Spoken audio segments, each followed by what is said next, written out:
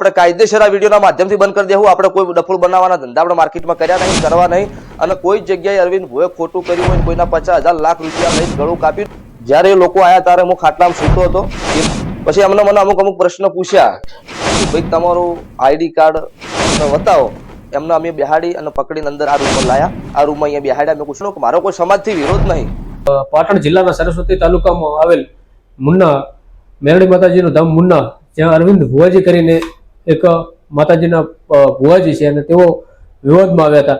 અને ત્યારબાદ જે રાયકરણજી ઠાકોર અને અરવિંદ ભુવાજી વચ્ચે ક્યાંક ને ક્યાંક તેમના સમર્થકો વચ્ચે બબાલ થઈ હતી અને બોલાચાલી થઈ. અને બોલાચાલી બાદ બબાલ થઈ અને મામલો ઉગ્ર બન્યો હતો. ત્યારે ત્યાં લોકોએ પણ અરવિંદ ભુવાજી તેમજ રાયકરણજી ઠાકોરને સમર્થન કર્યું હતું.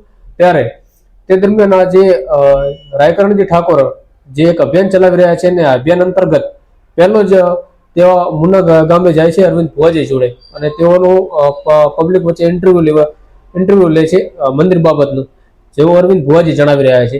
અને ત્યારબાદ ક્યાંક અરવિંદ ભુવાજીના સમર્થકો અને રાયકરણજીના સમર્થકો વચ્ચે ક્યાંક બોલાચાલી થાય છે અને મામલો ઉગ્ર બને છે અને બબાલ પણ થાય છે. ત્યારે આ વાતને લઈ અરવિંદ ભુવાજી, જે એમના સમર્થકોથી ભૂલ થઈ, આ વાતને લઈ અરવિંદ ભુવાજી માફી પણ માગે છે અને માફી માગી એક વિડીયો બનાવી અને વિડીયો પોસ્ટ પણ કરે છે. અને ત્યારબાદ ફરીથી રાયકરણજી ઠાકોરે પણ આક્ષેપો કર્યા હતા. અને ત્યારબાદ ફરીથી અરવિંદ ભુવાજીએ એક મીડિયા ઇન્ટરવ્યુ આપતા જણાવ્યું હતું ઇન્ટરવ્યુમાં કે જે પણ ભૂલ થઈ છે એ બાબતની મેં માફી માંગી છે અને એમનું માન રાખી અને મેં માફી પણ માંગી હતી. ત્યારે અરવિંદ ભુવાજીએ ફરીવાર એક કહ્યું છે કે જો મેં ક્યાંય પણ અરવિંદ ભુવાજીએ 50,000 લાખ કે આવા કોઈ પણ રકમ કોઈ જોડેથી વસૂલી હોય તો હું આ મુન્ના ધામમાં તમામ ચાલતો હું બંધ કરી દઈશ, એવો હું વિડીયોના માધ્યમથી ખુલાસો કરું છું, તેવું અરવિંદ ભુવાજીએ પણ જણાવ્યું હતું. ત્યારે અરવિંદ ભુવાજીએ શું કહ્યું એ આવો જોયા વિડીયોમાં. માતાજી, મારું નામ છે અરવિંદ ભુવાજી, તાલુકો સરસ્વતી, જિલ્લો પાટણ, મુન્ના ગામ. જે કોઈ કાલે વાત થઈ, આમાં વાત એવી છે હકીકતમાં કે જ્યારે લોકો આયા ત્યારે હું ખાટલામાં સૂતો હતો. એ લોકો મારી જોડે આયા એટલે મેં બે છોકરા હતા, એમને કીધું કે અમને ખુરશી આલો, ચા પાણી કરાવો. પછી એમને મને અમુક પ્રશ્ન પૂછ્યા, બરોબર. એટલે મેં એ પ્રશ્નના જવાબ પણ એમને આપેલા છે. પછી અમુક પબ્લિક એવી આવી હતી કે ભાઈ અમારી કોઈ શ્રદ્ધાના વિશ્વાય અમારી તકલીફ માતાજીની મટે છે અને અમે શ્રદ્ધા વિશ્વાય આવીએ છીએ. એટલે એમને અમુક પૂછ્યું ભાઈ તમારું આઈડી કાર્ડ અમને બતાવો. એટલે એમને કીધું કે ભાઈ અમારું આઈડી કાર્ડ નથી. એટલે એમને કીધું કે તો તમે ડાયરેક્ટ જે ઇન્ટરવ્યુ લીધું છે એ રાઈટ છે. એમાંથી પબ્લિકનો હોબાળો થયો. એટલે એ જે આયા હતા એ લોકોને અમે બાથમાં ગાલી અને મેં લોકોને એવું કીધું કે તમે અત્યારે કોઈ બી કરશો ઓની દોગમી મને મળશે. આ લોકો મારા ઘરે આવ્યા છે, અત્યારે મારા ઘરે મહેમાન ગતિ છે, બરોબર. અત્યારે તમે કોઈ આ પાછું કરો તો મારું નામ બદનામ થઈ જાય માર્કેટમાં. એટલે અત્યારે કોઈ વસ્તુ તમે કોઈ ચર્ચા કરશો નહીં. અમે હરુપાના પબ્લિક વધારે હતી, રવિવારનો દિવસ હતો. એટલે એમને અમે બેહાડી અને પકડીને અંદર આ રૂમમાં લાયા. આ રૂમમાં અહીંયા બેહાડ્યા. મેં કોઈ સુખ શાંતિ અહીંયા બેહો, તમારે ચર્ચા કરવી હતી તો મને સુખ શાંતિ પર્સનલી રીતે પૂછવું હતું કે ભાઈ અમે આ પૂછતો તમને પૂછવા આવ્યા છીએ તો આપણે અંદર રૂમમાં જઈને તમને પૂછી ગોત ને તમને હું જવાબ આપો.